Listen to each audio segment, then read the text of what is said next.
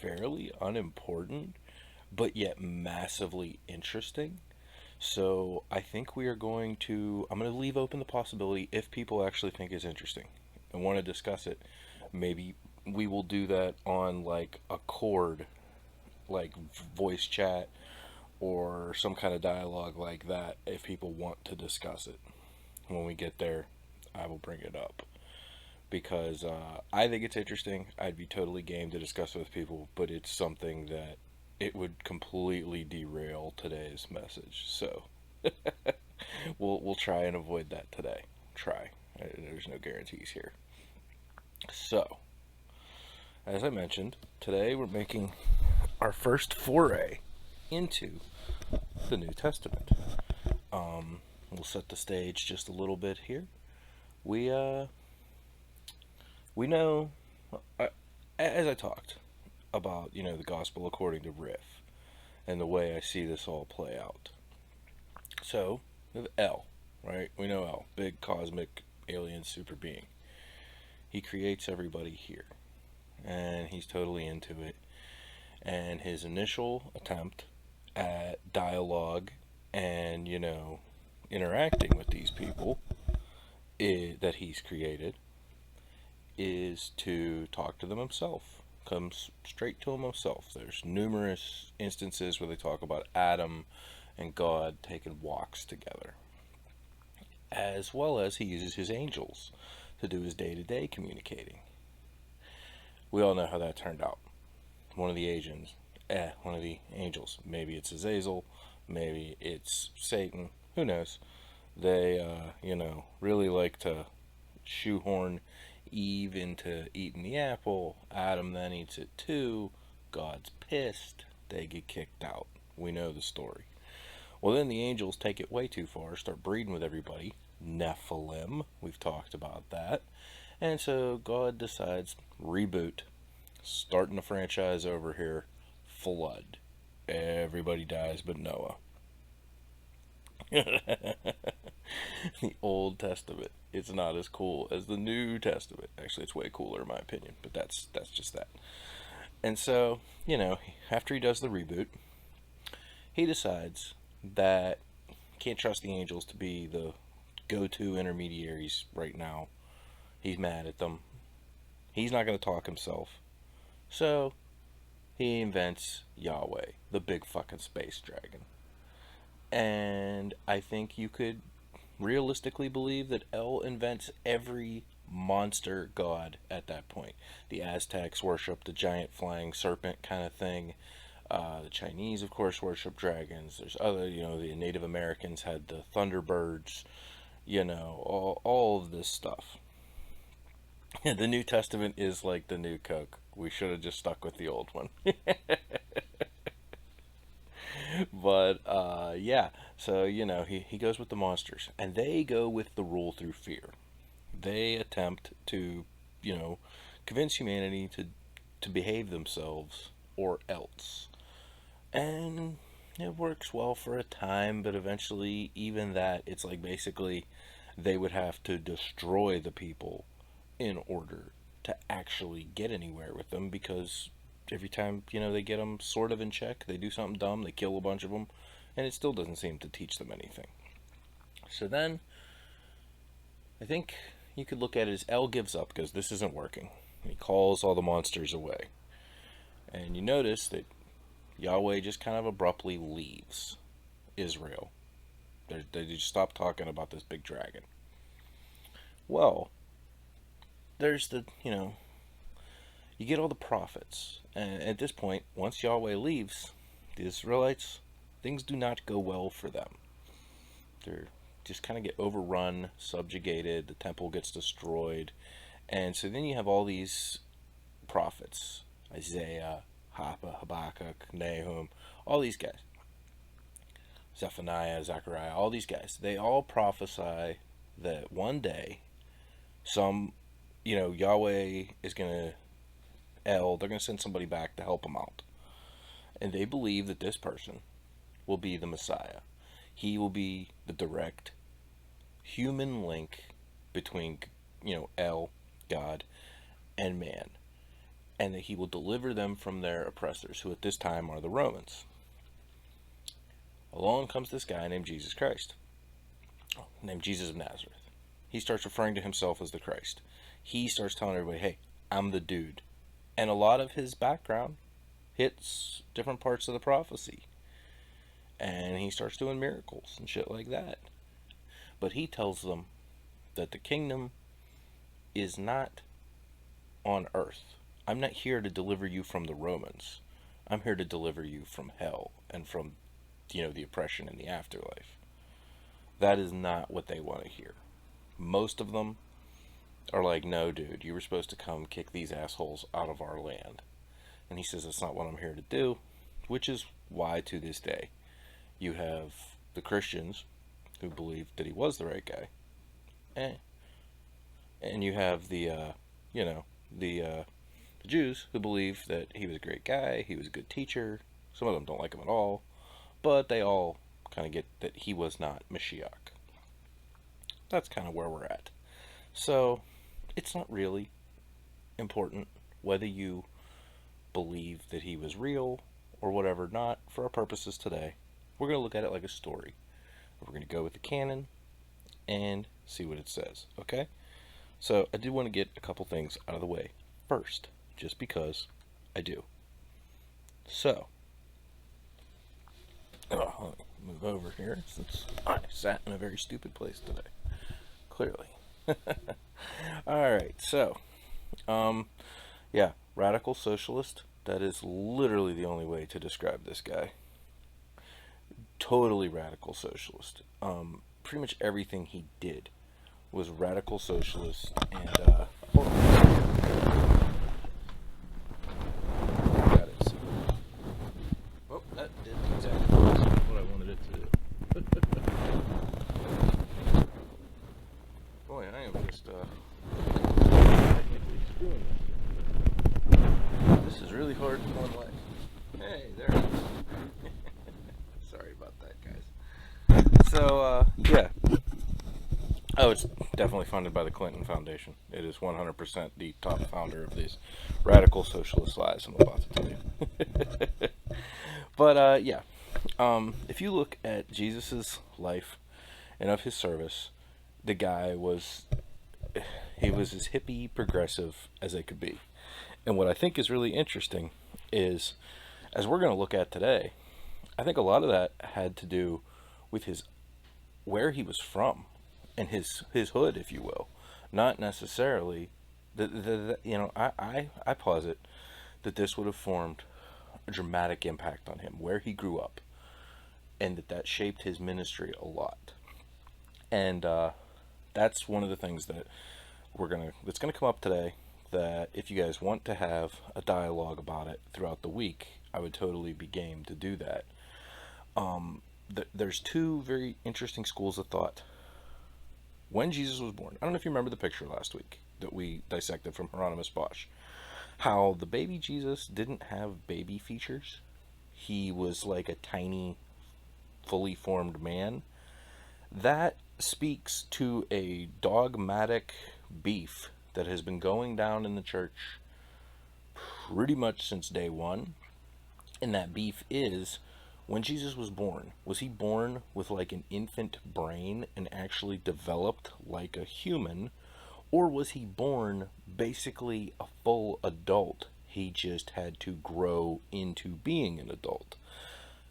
There's not really a lot of scripture that really tells you either way which one of those. So it's all kind of been conjecture based on interpretation of other scripture and dogma, and it's very interesting. So if you guys would be interested in talking about that further sometime this week, I got time. I would be happy to talk. Were people born as adults in the olden days? That's certainly what some people think. There's some thought that because he's, okay, you want to circle back on that? We'll circle back on that. Yeah, there are some people that believe that Jesus was basically born like a talking, full-fledged, intelligent man at birth, and that growing up, wasn't really growing up. He just was growing older, but that like mentally he was already there. Whereas there's a lot of other people who think, no, he grew up like a child, who just happened to be the perfect child. So, yeah, we will talk about that this week. It's very interesting to me. But let's get into what we're talking about. First, I do have a disclaimer. So I'm going to read this disclaimer. I'm not going to harp on it a lot. But seeing as we are touching on, a fairly sensitive guy today, I feel like it's important. So, today we're going to talk about the real teachings and words of Jesus of Nazareth. By real, I mean the words and teachings ascribed to him in the Bible.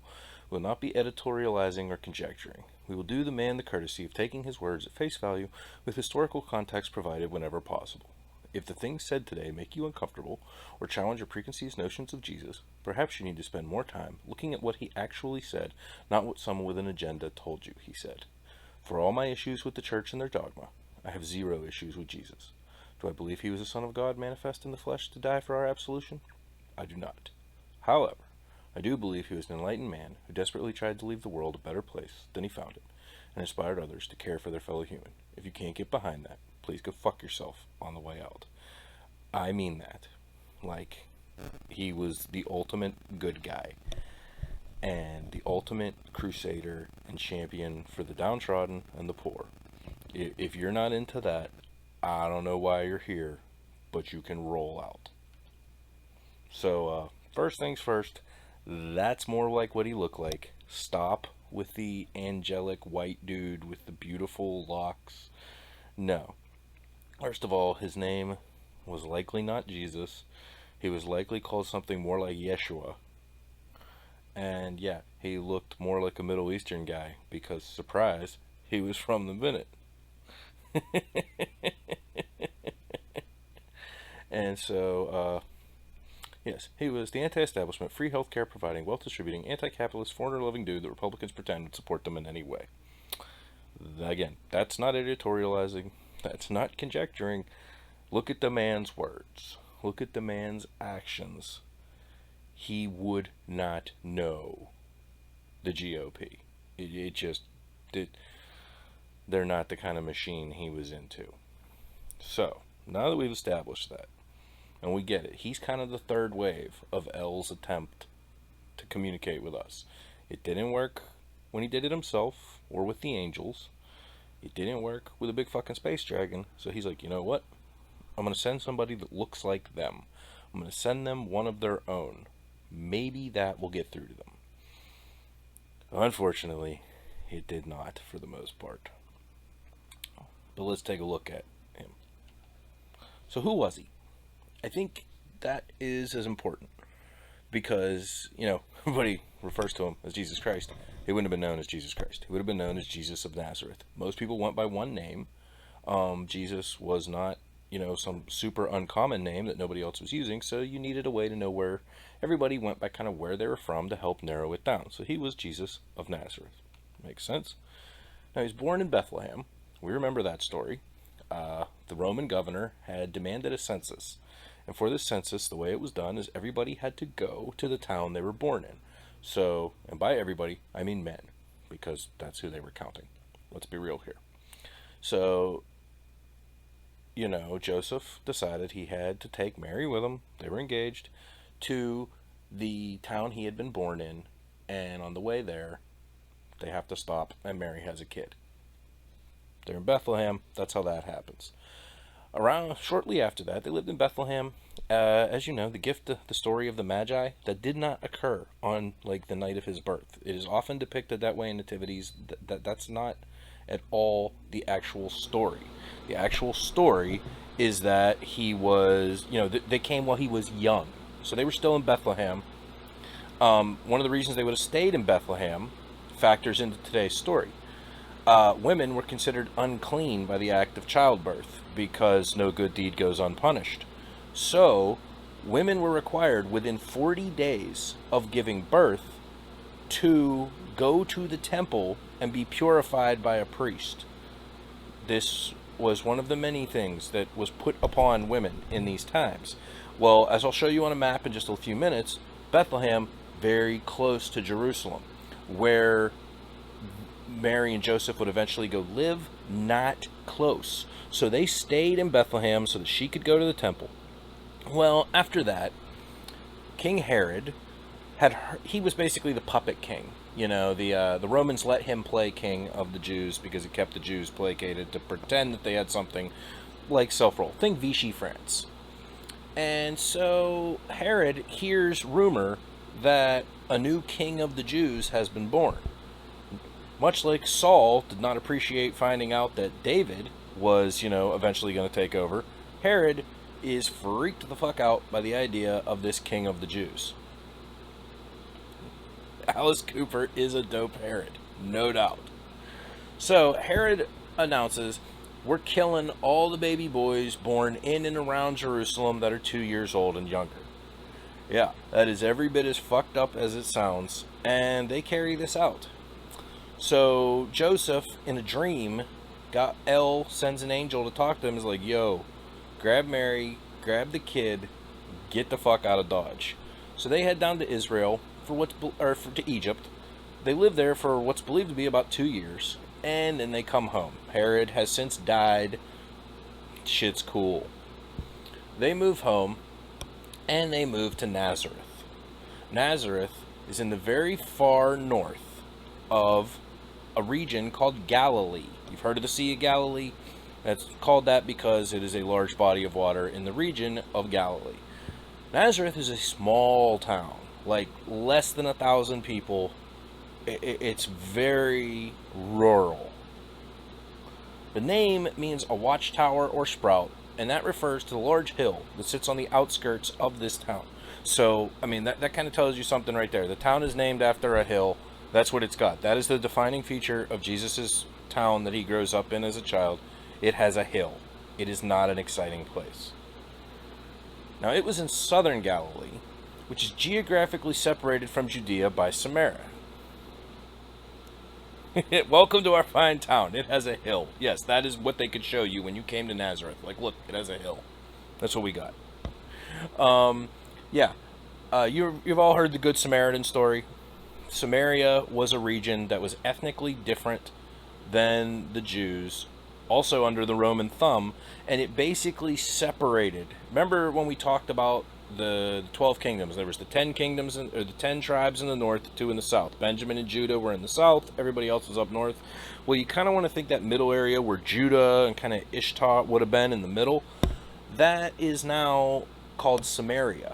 And it basically defines Judea, where Jerusalem and Bethlehem and kind of the bigger cities, they're down here. Then you get Samaria in there. And then up north, you end up with Galilee.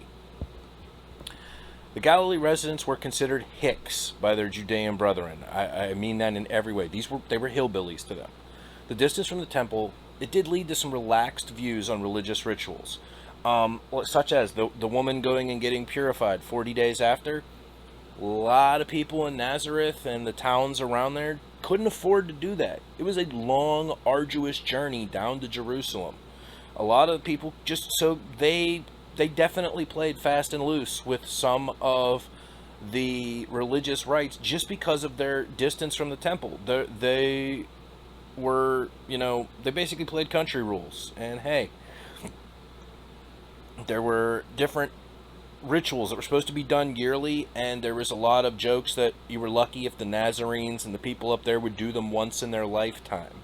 Yet, the local priests were always very forgiving of that because they were from the area, they got it.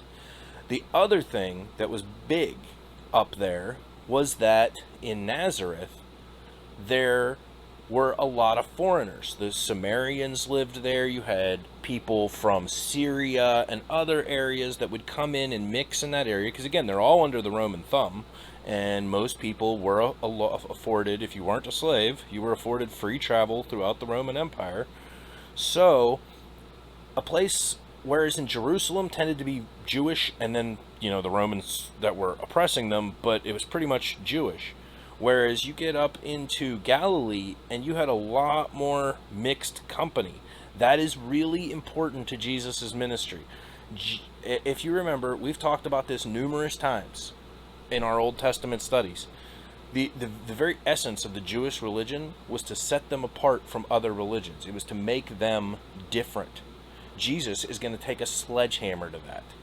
Jesus, that is the biggest upheaval that he is going to create. The thing that is going to define the hatred that he is going to get by the Pharisees, the Sadducees, and all these other ultra-religious sects is that Jesus is breaking down the wall between Gentile and Jew and saying that God loves all of them and that they can all worship in the same way and that they can all worship together. And that is absolute heresy. And so, I don't know. People all being together and getting along under one umbrella. Yeah, that's totally a tenet of the Republican platform, right? It's not. But it was a tenet of Jesus' platform, 100%. So, here we have our map. As you see, Nazareth, way up there. Samaria in the middle. Judea, Bethlehem, all that stuff. Sounds like a bunch of hippies hanging out in the desert. Damn right. That's what was going on. So, yeah. Tyre, Sidon, that's up there into Syria, Damascus. You know, that's kind of the Syria area up there. To the right would be an area called the Decapolis. Basically, kind of where we think of Jordan and stuff today. Nazareth was despised for another reason by the Jews. It was home to a significant Roman garrison. And in Jerusalem, the Pharisees and others looked down on the Nazarenes for existing as peacefully as they could with their oppressors. I mean, that one, it's pretty self-explanatory, but yeah. Basically, the hardcore Jews in Jerusalem and in just all of Judea, really, did not like the fact that the Nazarenes basically tolerated the Roman occupation. The Romans kept a huge garrison there. Uprising against them wouldn't have had any point, but yet the Jews, remember, we're talking about the descendants of the people who did Masada and stuff like that. They would, in their mind, the Jews should constantly basically be committing terrorist acts against the Romans there, whereas the Nazarenes have been like, dude, we're just trying to live our lives. That, again, oh, look at those hicks out there making friends with the Romans. Us here in Jerusalem, we spit at them and make them know that we hate them. Culture wars. Culture wars. It is really significant that Jesus came from that small integrated town. Like I said, I think that influenced his ministry so much more than is really talked about. You know, he wasn't born into a palace, family of religious prestige. Had he been born in Jerusalem to the family of, say, priests or something, his entire ministry would have been received differently. It really, I think, would have been, he wouldn't have fought so hard because the inner circle would have accepted him as one of their own. Instead, he came from without their circle and told them that their circle was stupid, that their circle didn't matter, that the circle should be big enough for everybody. And that really rustled their jimmies. Yeah, his dad, his surrogate father here on earth, was a hillbilly carpenter. There's no other way to look at that. His stepdad, however you want to think of Joseph in this relationship, is just some bumpkin with a hammer that knew how to make a house. And Jesus, again, he came from a poor background, a rural background, a integrated background, and all of that made a huge impact on him that I feel like it's not talked about as much. That Jesus, he literally lived the everybody should get along lifestyle. He didn't just talk about it, he lived it in every aspect of his life. So, let's be honest, Jesus is defined by his miracles. That's what really sets him apart from any other great teacher or prophet, was that he supposedly performed all these miracles. If you count them up, there's about 37. We know a lot of them. I'm just going to rattle off a few here. There's water and wine at the wedding. That's the first one, chronologically speaking. Gets a lot of publicity. Again, I want you to think about this wedding. Think about what that act actually was. He provided a service to people. It's not really spelled out explicitly, but the general idea is that those people were too poor to afford the wine for a wedding. It was up there in Capernaum, up there in a hillbilly town. They couldn't afford wine for the wedding. Jesus shows up. No, it's a wedding. You need to have wine. You should have what you need. Boom, water into wine. He healed the nobleman's son. Nobleman came to him, said, I've spent all this money. I've had every doctor come see my son. He has seizures. Nobody seems to be able to help. Jesus says, just by coming and talking to me, you've shown that you have faith that I could heal your son. Go home, your son is healed. And the nobleman is thrilled, wants to give Jesus money as a thank you. Jesus refuses the money. Says, give that to the poor. Because it's a reoccurring theme with this guy. Using your means to take care of others. It's kind of a big deal for him. Again, the people who claim to love him so much should probably focus on that more. We talked about this, I think, in season 1, when he exorcises the demon. You know, Legion casts him out into the pigs. Pigs run into the water. Everybody's mad that the pigs died, not that he saved a person's life. Again, Jesus wasn't just casting the demon out. He was making a point there. He was proving a point that the material possessions did not matter. The pigs were not important. The person was. And again, Jesus did everything he did deliberately. He could have just cast the demon out. He cast the demon into the pigs to prove a point. That these assholes who supposedly cared so much about their fellow man cared more about a bunch of pigs than this man that had been saved.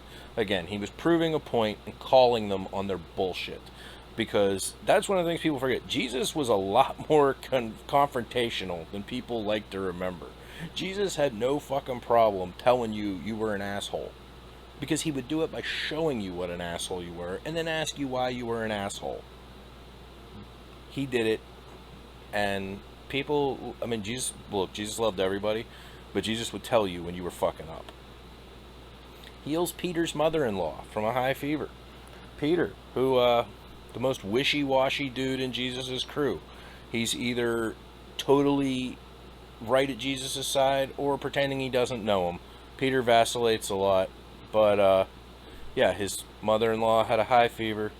Peter helped her out. Oh, mystical. I do not want to become famous. I just don't have the time. He has a mass healing clinic. A free clinic, I would like to point out. Yeah, he goes, gathers at this building and says, get all the sick. Everybody who is sick and infirmed, bring them to me. Bale does want to be famous. They bring all the sick people to him, and he spends the entire day just healing people until the point that he literally becomes exhausted. And again, Jesus, we're led to believe that there's probably some superhuman stamina there and whatnot, and even then, he is exhausted. He heals so many people that day. And he doesn't charge anyone for anything, doesn't even bill their insurance. He's that kind of guy. He heals a man's withered hand on the Sabbath. This was a baller move. He was set up in this. The Pharisees basically engineered it so that he would run into this man with the withered hand. And this was their big thing. Is, oh, well, you could heal him if you're the Son of God, but the real Son of God wouldn't do it on a Saturday because this is a holy day and that's work. So they were trying to trap him. And instead, Jesus laughs at their asses and heals them and basically tells them God doesn't care about you doing work on the Sabbath, especially if the work you're doing is his work, helping people. Again, what is the message that Jesus is sending there? That people are more important than fucking dogma. And that if you have to choose between not doing work on a given day or doing work on that day to help someone, you should help the person. Again, this should be common sense, but people did not think that way until Jesus showed up. That the dogma, that if you take one thing away from this today, that was Jesus' top message. The dogma doesn't matter. The rituals don't matter. The people matter. The people are what's important. He raised Lazarus from the dead. I would say this is one of the more famous miracle stories. He finds out Lazarus died. They're buddies. He's not happy about that. He tells Lazarus to come out of the tomb. Lazarus comes out of the tomb. Everybody's mind is blown. And then he heals 2 blind men. Another famous story. He encounters them again. The Pharisees are trying to set him up. This is another one of those, I'm pulling this off on the Sabbath things. And he heals them because, again, he's thumbing his nose at their idea that dogma matters more than people. It will never matter more than people. I also want you to, I'm going to show you something now. Where did Jesus do his ministry? Now again, we've talked about Jesus is from Galilee, where all the bumpkins are. He could have gone down to Jerusalem and done all these miracles. And again, it would have been much more well received because he would have been there doing them in front of a larger amount of people, more important people, more connected people. But instead, if you look, Bethany is the only one that was really at all even close to Jerusalem. Where did Jesus do his miracles? Way up there in the hillbilly towns. Jesus went and did his ministry to the people that were looked down upon by everybody else. Because again, Jesus didn't want to be in the high rent district. Joel Osteen, are you listening? Jesus doesn't want mega churches. Jesus doesn't want you to have a $6 million building that has all that. Jesus wants you to get down there in the muck with the poor people, with the people that society has forgotten about. That's who he wants you to help. And modern Christians are missing that point so hard it's not funny. He doesn't want you to do the glamorous shit. He doesn't want you to do the stuff that looks good and is comfortable. He wants you to get in there where it's uncomfortable and help people that really need it. So today we're going to talk about a couple different instances. There's 3 miracles. We're going to combine kind of 2 into 1 here and then talk about the other one. They're known miracles, but I feel like people just look at them as a miracle and miss the symbolism behind them. And so that's what I want to hit at real quick before we're done today, is the symbolism of Jesus's feeding of the 5,000. Everybody remembers that story. But what they may not remember is there was a second mass feeding he did, the feeding of the 4,000. And the reason that story is told twice, because it's not the same story. There's 2 different ones, and again, it's a really symbolic move by Jesus that, again, I don't think people pay enough attention to the symbolism behind it. So let's dive in. Again, 2 distinct stories. One crowd is 5,000, the other is 4,000, and yes, both times only the men were counted. So those crowds were probably closer to 12 to 15,000 each time, because there were definitely women and children. That is mentioned, even though they're not counted, because it's still the Bible, misogyny. You know the story. A little bit of bread, a little bit of fish. Jesus prays over it, starts busting it up, and there's enough for everybody with a large amount left over. That is then given to the poor, not sold for a bunch of money, not hoarded to, provide wealth and security for those that have it. It's distributed. Again, there is symbolism there. Jesus provides not just enough that the people aren't hungry, he provides more than they need so that they can take care of more people and be taken care of long term. Again, thank you, redistribution of goods.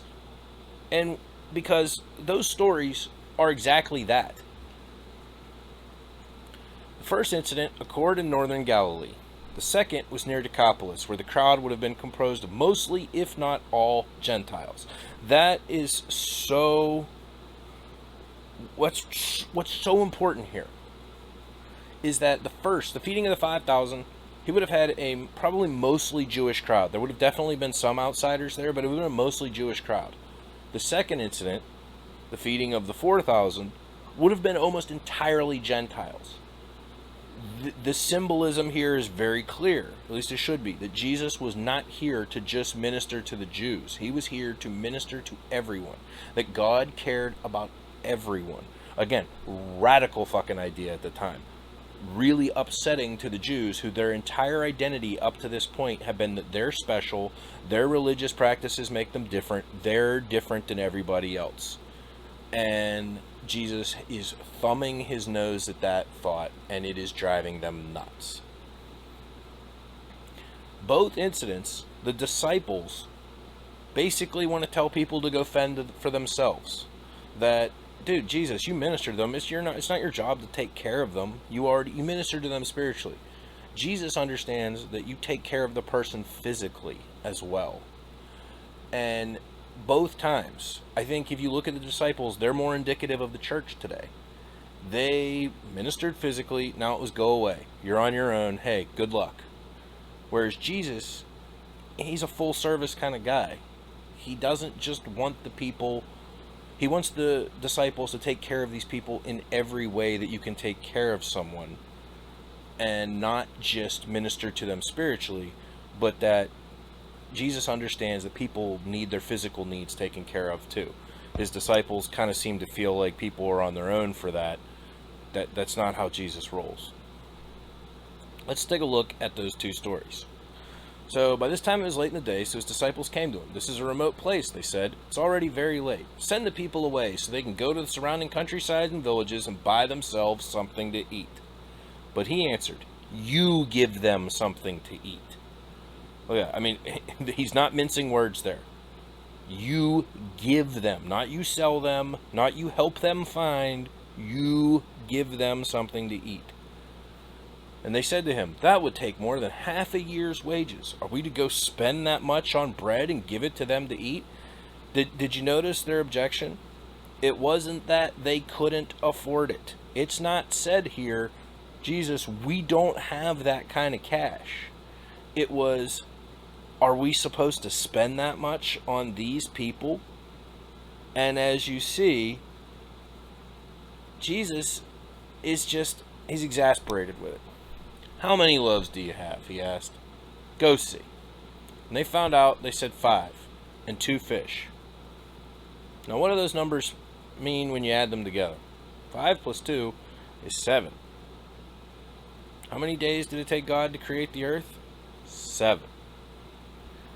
What did he create in 7? Everything. So, everything. That number is not by accident. That number 7 is representative of the creation, of everything. Again, Jesus he's subtly hinting here that this is about everybody.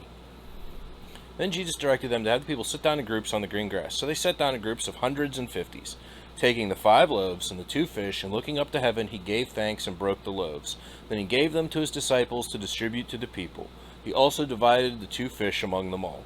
They all ate and were satisfied, and the disciples picked up 12 basketfuls of broken pieces of bread and fish, and the number of men who had eaten was 5,000. 12 basketfuls, one for each one of the tribes. The symbolism here should be obvious, but I'll spell it out.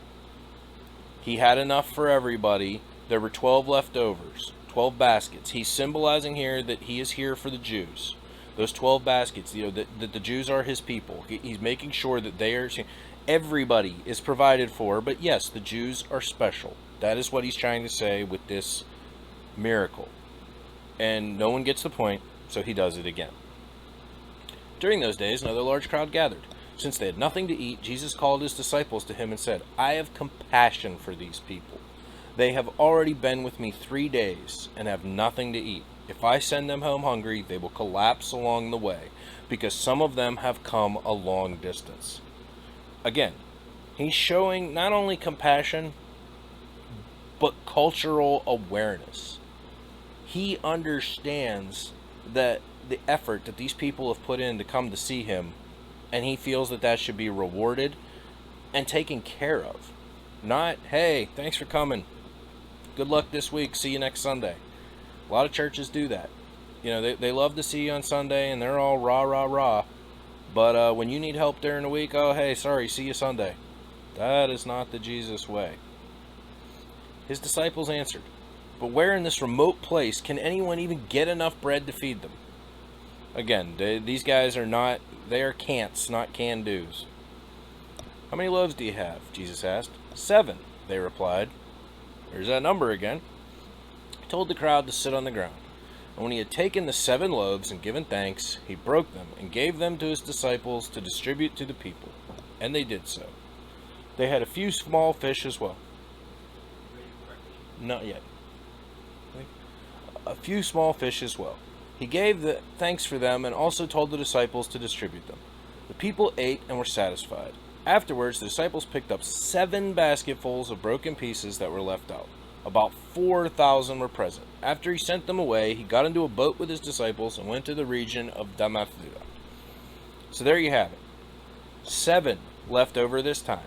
Again, symbolizing that now, the reason this miracle is after the last miracle, he called out that yes, the way things used to be, it was just about the Jews. I'm here now, it's not just about the Jews, it's about everybody. We're all together now. Now, I don't know how you can make this more obvious, like what's going on there. To me, it's painfully obvious. It's painfully obvious. Jesus is saying, take what you have and give it to people who need it. That hoarding resources for yourself is the antithesis of living his life. There's a Bible story that something that Jesus said that is often misunderstood, but yet I think it's relevant here. There's a time where Jesus is quoted as saying that it is easier for a camel to pass through the eye of a needle than it is for a rich man to enter into heaven. If that doesn't sound like some Marxist shit to you, I don't know what to tell you. Because that is exactly what he is saying. That he does not like the rich. Jesus doesn't like capitalism. The money changers in the temple, they weren't technically doing anything wrong from a legal standpoint. They were selling loans so that people could pay their religious taxes and all the other things that were going on. Technically, they weren't doing anything wrong. So why does he whip out a bullwhip and fuck these guys up? Because they were disrespecting the temple. They were disrespecting the poor. They were, oh, hey, you need to pay this money to be able to use the temple, so you're going to have to take out a loan to do that, and now you're going to be even further in debt. This is not how JC rolls. He despises the rich. I don't know if people quite understand. Saturday Night Live did a great sketch about, the camel through the eye of a needle, and that they had scientists that were spending billions of dollars trying to engineer tiny camels that could go through the eyes of needles, and it was very funny. Of course, that's not what they mean. The eye of the needle was a kind of gate that they had at many walled cities, and you could get through if you got off your horse and let a horse through, walking through, or a donkey or something. You could get through. Camels, very tall, could not get through those gates. So what they would have to do, if you had to get a camel through that gate, you would have to force the camel down to its knees and basically convince the camel to crawl in. This was virtually impossible. This is what they meant by it is easier for a camel to go through the eye of a needle than for a rich man to get into heaven. What he's essentially saying is that you need to get down on other people's level, prostrate yourself, cast off all your burdens and your possessions if you want to get into heaven. And rich people, most of them, aren't going to do that. So again, the next time somebody tells you Jesus loved capitalism, slap them in the face, because they clearly know nothing of what they're talking about. Jesus healed the sick, didn't ask for money, fed everybody, didn't ask for money, kicked the money changers and money lenders out of the temple because, again, he was all about the poor, he was all about the downtrodden, he was all about the everyman.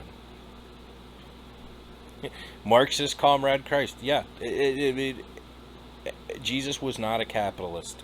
There's not a capitalist bone in this guy's body.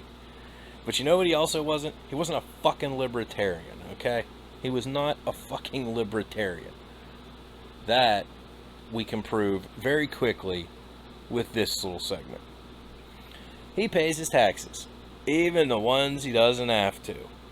Now, I'm sure just about everybody on the planet has heard the render unto Caesar what is Caesar's line, where the Pharisees, again, these guys are dicks, so they're trying to trick Jesus. They want him to speak out against the Romans so that they can take him to the Romans and say, hey, this guy's trying to lead a revolution against you. So they make a comment about, well, you shouldn't pay taxes, right, because the taxes are unjust. And Jesus says, render unto Caesar what is Caesar's, and unto God what is God. Basically meaning that you should be a good citizen in a spiritual sense, but also in a civic sense. But that's not the story we're going to talk about here. We're going to talk about one that's a little lesser known, but I think more fun. And that is, alright, there was a temple tax. This tax was levied on every Jewish man once a year. Whether they went to the temple or not, taxes were collected all over from Jewish people all over to help for the upkeep of the temple.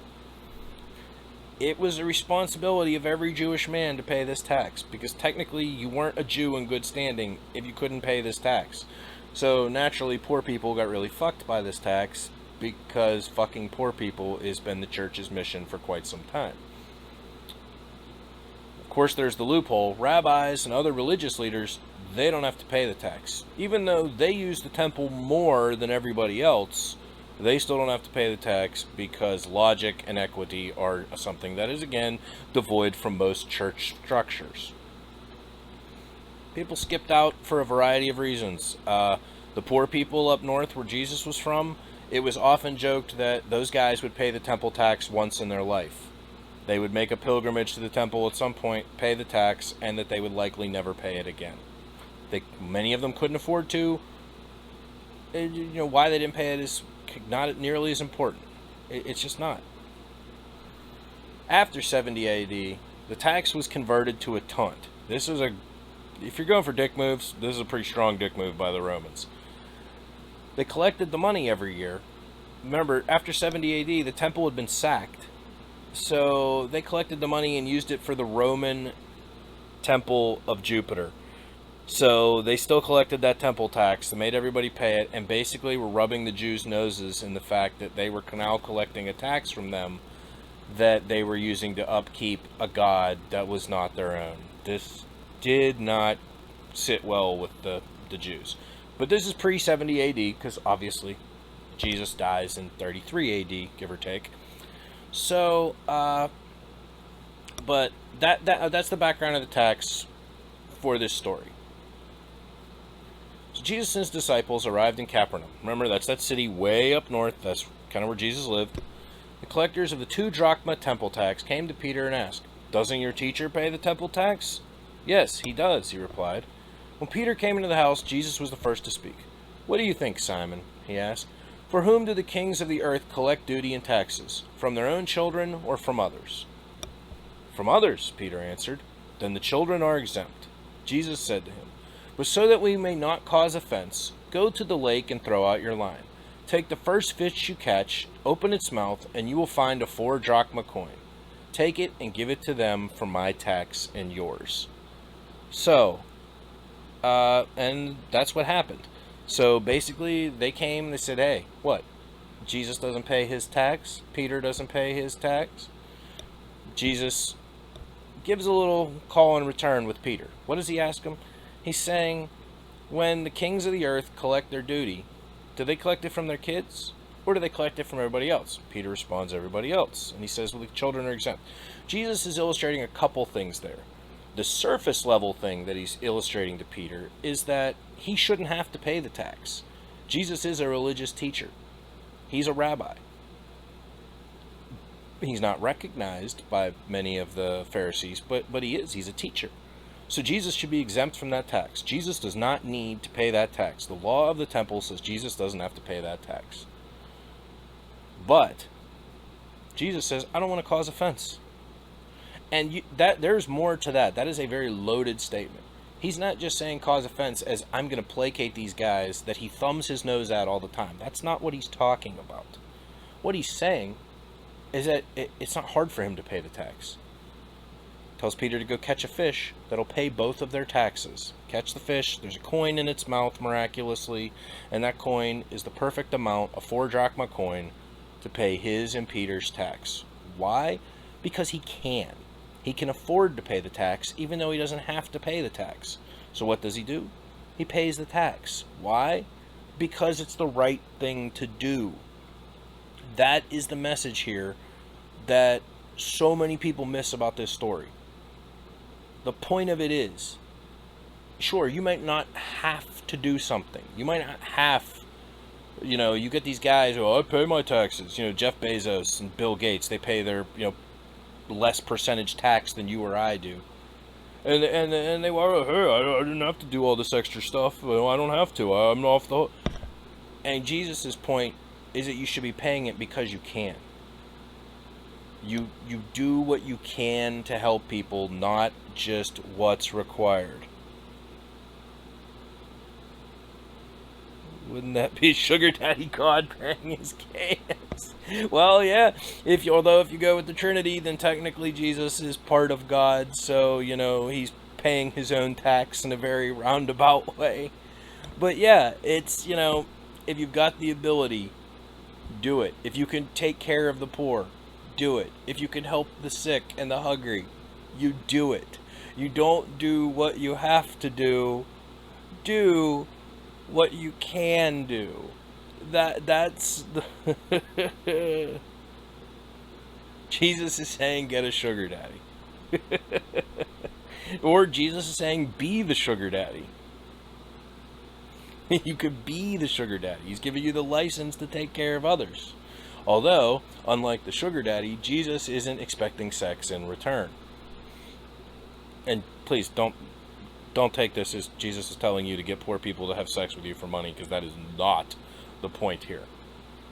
But yeah, Jesus, free healthcare, redistribution of wealth, the guy is a great socialist.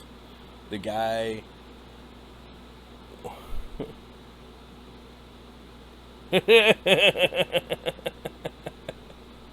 So yeah, Jesus just wants everybody to have enough. And it's every encounter Jesus has with a rich person in the Bible. Every single time he says the exact same thing. He says, give up your possessions, sell all your possessions. Sale, thank you for the follow. He says, give up your possessions, give up your things, sell all your possessions, and give the money to the poor, and come follow me. And almost every time, the rich guy goes home sad because they can't bring themselves to give up their shit. And that is the core of Jesus' message. If you take anything away from it, take this away. If you care more about your shit than you do about your fellow man, you're doing it wrong. That's what he cares about. Jesus doesn't care if you're fucking rich. Jesus doesn't care if you build schools and universities with your money. He cares if you take care of people. If there is someone hungry near you and you have any means to assuage their hunger and you do not, you're mocking Jesus. You're not living like Christ. So the next time there's a flood and Joel Osteen won't open up his church to help all those people, I want you to remember that he cares more about his shit than he does about the people. So therefore, he is not living a Christ-like existence because he's a dickhead. Take that away from this. Jesus wants you to care about other people, and that Joel Osteen is a dickhead.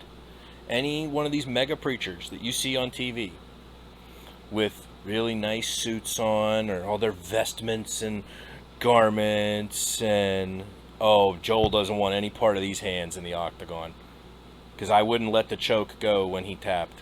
I'd hold that shit. I would hold that shit.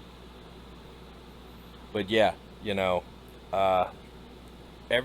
see these preachers And they love to talk about the wealth gospel and the prosperity, and that God blessed them so much, that's why they have all this shit.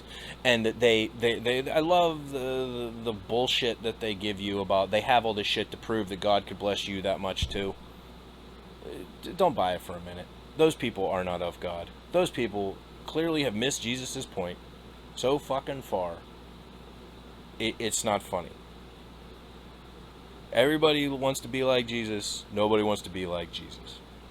Jesus hung out with poor people. Jesus hung out with lepers. He hung out with prostitutes. He hung out with the most despised dregs of society. He hung out with the foreigners. He hung out in the hood. He hung out in the slums. And those are the people that he cared about. Why? Because those are the people that nobody else cared about. And he needed them to know that someone cared about them. So the next time you see people putting on their fancy clothes and going to a church to have a big circle jerk about how great they all are, realize that's not what Jesus told them to do at all. That douche nozzle, the Apostle Paul, told everybody to do all that stuff.